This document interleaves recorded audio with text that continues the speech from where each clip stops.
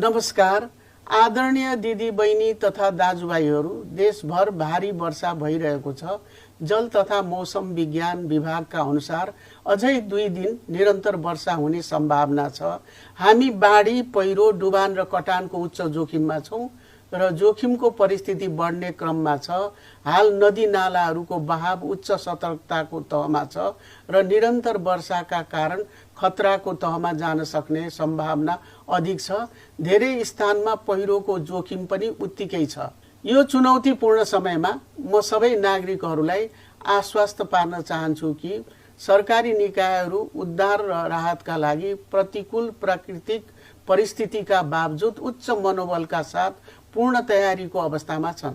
यस बखत नेपाल प्रहरी, सशस्त्र प्रहरी, नेपाली सेना, प्रशासन, स्वास्थ्यकर्मी, अन्य सेवादायी निकायहरू आपतकालीन सेवाहरू नागरिकहरूलाई यथासम्भव तत्काल सहयोग प्रदान र जोखिमपूर्ण क्षेत्रहरू सुरक्षित गर्न 24 घण्टा तयार अवस्थामा रहेका छन्।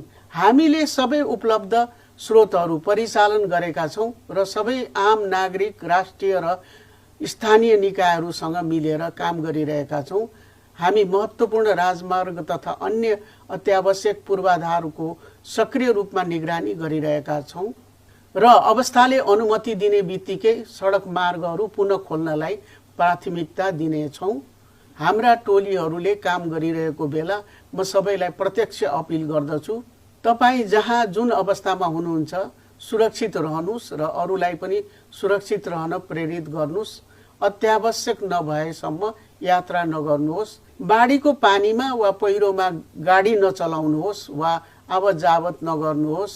तीव्र बहाव, डुबान र अस्थिर सडकहरूको खतरा उच्च छ। यदि तपाईँ डुबानमा पर्न सक्ने क्षेत्र वा पहिरो जोखिमयुक्त भूभागमा हुनुहुन्छ भने ज्यान र धनको सुरक्षा गर्न सावधानी अपनाउनुहोस्। कुनै पनि कार्य गर्दा जोखिमको पूर्व आकलन गरी सुरक्षालाई उच्च प्राथमिकता दिएर मात्र गर्नुहोस्। प्रहरी र अन्य विपद व्यवस्थापन कार्यालयद्वारा जारी गरिएका सबै आधिकारिक चेतावनी र सूचनाहरूलाई ध्यान दिनुहोस्।